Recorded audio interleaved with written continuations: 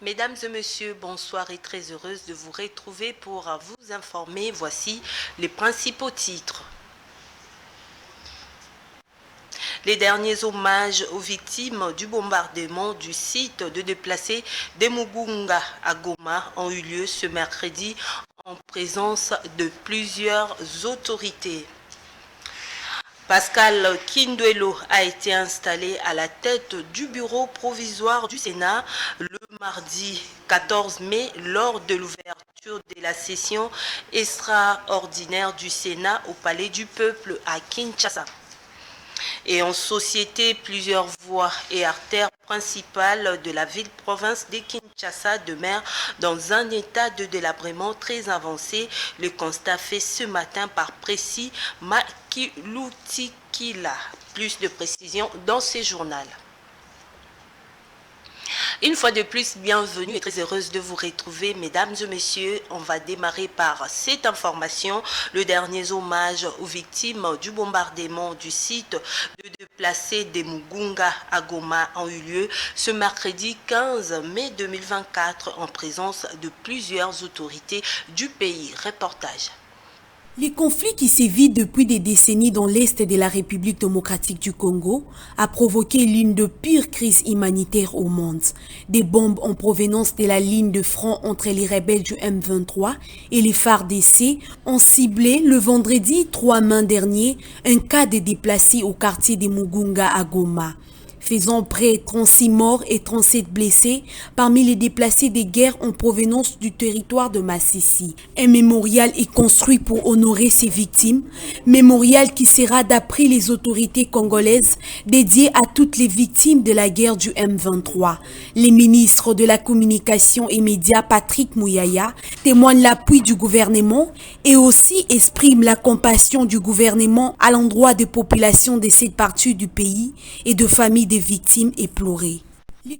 Les sénateurs nouvellement élus ont pris part le mardi 14 mai 2024 à la séance inaugurale de la session extraordinaire à la Chambre haute du Parlement de la 4e législature en République démocratique du Congo. Suivez.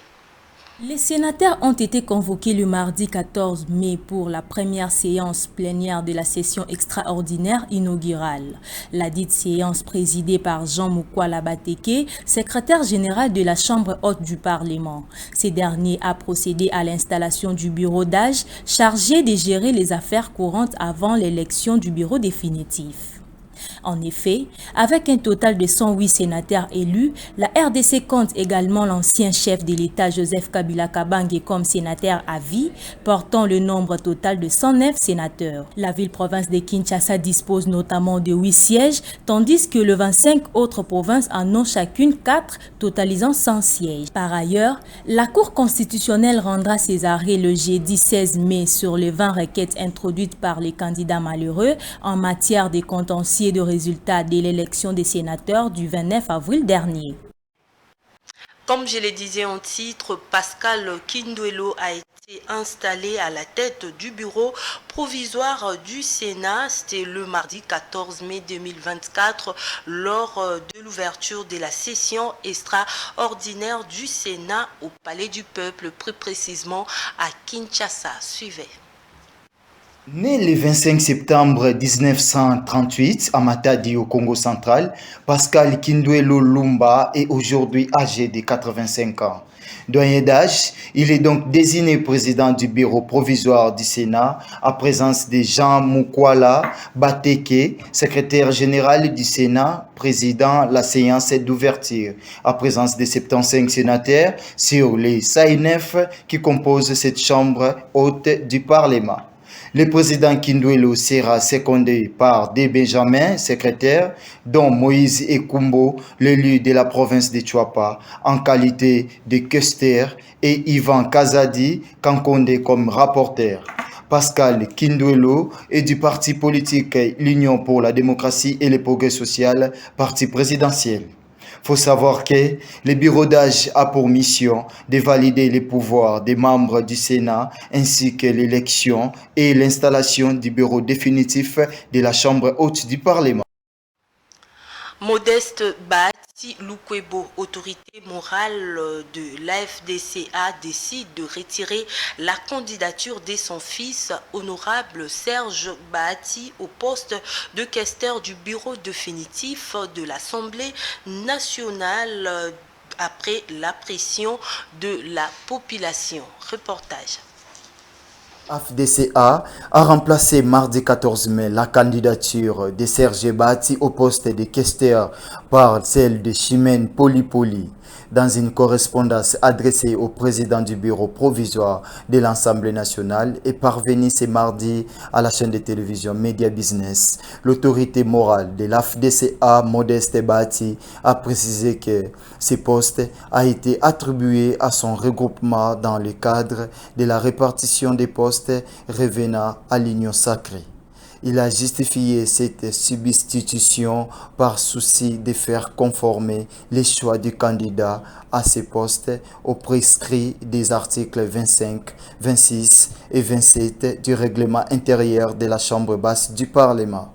Ces articles évoquent notamment la nécessité de veiller à l'équilibre national et à la représentativité des provinces dans la composition du bureau définitif. Vital Kamerhe, étant du Sud Kivu et candidat unique au poste de président, il y avait donc nécessité que le poste de questeur revienne à quelqu'un de l'AFDCA, mais originaire d'une province autre que le Sud Kivu. Le gouverneur nouvellement élu du Kasaï oriental, Jean-Jacques Pouroussi, et son colistier Jean-Jacques Elekano ont eu une séance de travail avec l'inspecteur en chef de l'inspection générale de finances, Jules Alingeti. Joël Ochudiema pour le commentaire. Le bureau de l'inspecteur général de finances, chef de service de l'IGF, a connu une ambiance très particulière le mardi 14 mai 2024. Par la visite des gouverneurs du Sud Kivu et celui de Kinshasa, qui à tour de rôle sont venus s'abreuver des notions des finances publiques pour une gestion orthodoxe de leurs entités respectives. Premier à échanger avec le chef de service de l'IGF, le professeur Pouroussi Jean-Jacques, nouvellement élu dans la province du Sud Kivu. L'hôte des Jules Alingeti a voulu tout d'abord féliciter l'inspection générale de finances pour le travail qu'a battu service pour l'intérêt du pays tout entier et aussi solliciter l'accompagnement de l'IGF afin d'assurer l'orthodoxie financière dans sa province, ce qui empêcherait les chaos comme ce fut le cas dans le passé. Et pour éviter de tomber dans les erreurs du passé, nous sommes venus lui rassurer, lui solliciter d'abord son soutien, son accompagnement, mais aussi lui assurer que nous allons assurer l'orthodoxie financière pour développer la province et atteindre les assignations du président de la République, chef de l'État, au sein de notre province, du Sud Kivu.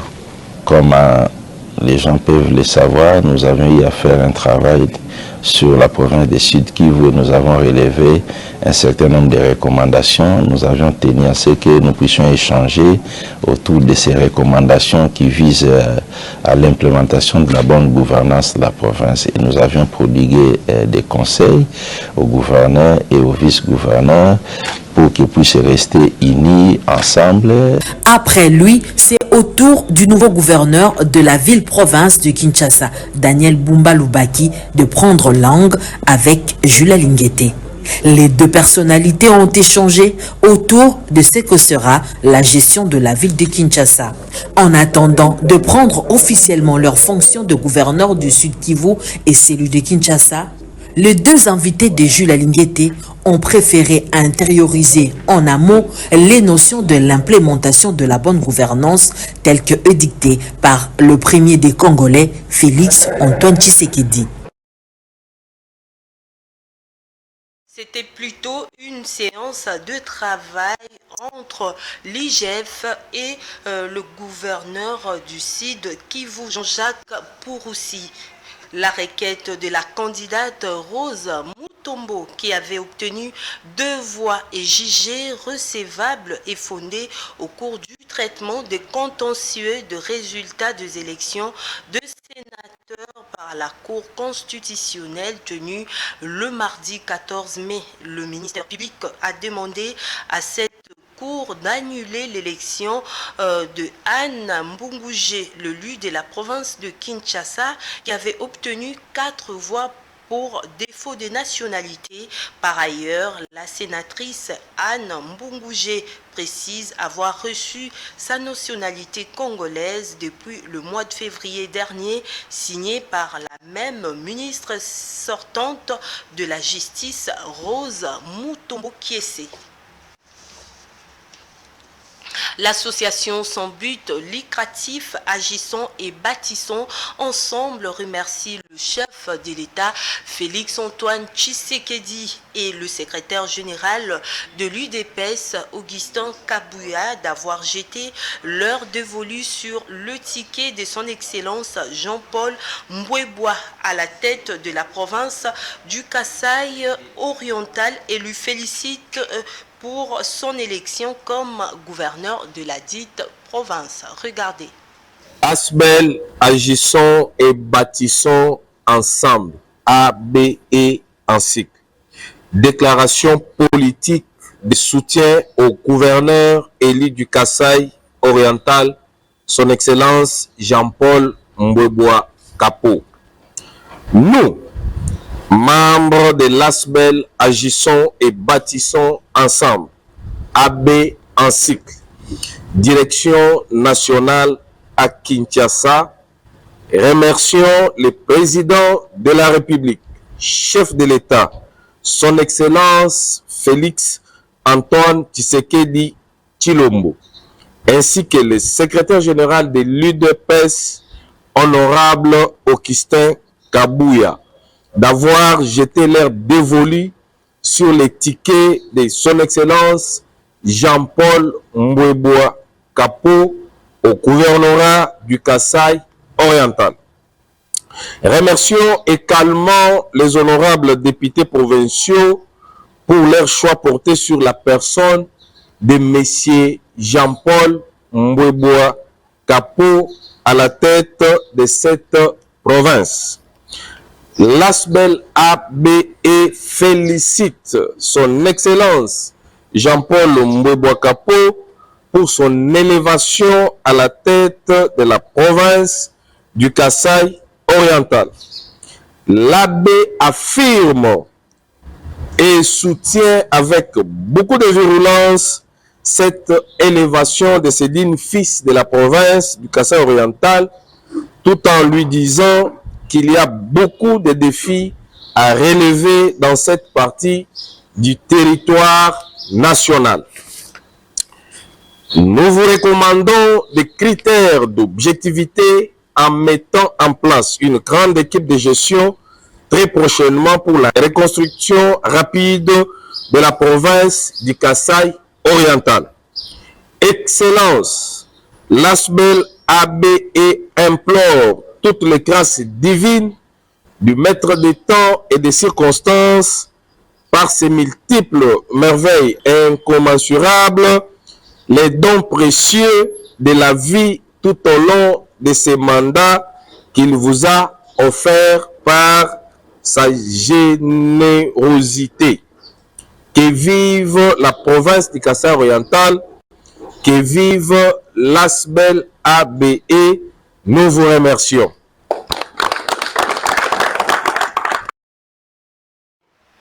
Plusieurs voies principales, intermédiaires ou secondaires de la ville-province de Kinshasa demeurent dans un état de délabrement très avancé. Le constat fait ce matin par Précis Makilutila sur les avenues qui se trouvent entre les communes de Kalamon et Limete. Les usagers de ces tronçons plaident pour sa réhabilitation. Regardez. Nous sommes au croisement des avenues Université Bongolo, reliant la commune de Limete et celle de Kalamon dans la ville-province de Kinshasa. Sur ces tronçons, on y trouve des flaques d'eau, mais aussi un fossé qui ne cesse de s'accroître. Une situation qui met les habitants de ce coin de la capitale en difficulté. Pourtant, cette route a été réhabilitée il y a seulement 2 ans, selon les témoignages recueillis sur place. Pas même 2 ans. biso ba montar bazonyo la biso ba tracasserie ya ba autorisation de transport ba quittance ko ba mbongo tozo soma ba quittance na autorisation de transport ezo kende wapi nzelo pas même 2 ans bata ba OVD oyo bazui ebela ba mabele oyo ya jaune batie bazui moi 1,5 mètre ya goudron batie etoboki siko tokosuka wapi moko yeza ya biso tokokende wapi point baby point ba auto sala kala mingi te batiaki béton awawa mais béton ngo tale komi argile c'est batiaki béton te batiaki mabele tu as régi des eaux balekisa on a 4x4 prince tu as ne toboki mokonza régi des eaux azalaka awawa mais azomona te oyo babiloko komo baluka awa bamoto babiloko ebele ezo baluka awa bato bakomo kweya bato bakomo zoka bato bakomo buwa bamakolo awawa nayebi te bakonzi baomona to baomona te. Les taxis moto empruntent les sens opposés avec le risque qu'il encourt face à la police de circulation routière. Mintuke komo baluka na sens wana point baoki malibulu a bato baodinda makasi bato baozoka awa mais so babaluki kuna ekomi tracasserie bakomi miyibi bakomi osala nini kokanga bango mpona nini direction na sens unique mais awa baodinga kobongisela bango te siko oyebisanga bakodinda kaka babukanaka to bakoleka wana mboka ezokufa boye tokokende wapi moye eza te so te sens unique okima kuna bakangi yo nyonso wana eza kokima nzela ya kokende tokosuka wapi. Plusieurs artères de la ville de Kinshasa deviennent de plus en plus impraticables, d'où l'alerte de Kinois aux autorités pour le réhabiliter afin de réduire les embouteillages dans la capitale congolaise. C'est par cet élément que nous bouclons complètement cette édition. Mesdames et messieurs, merci de l'avoir suivi et restez branchés au programme de Média Business Télévision.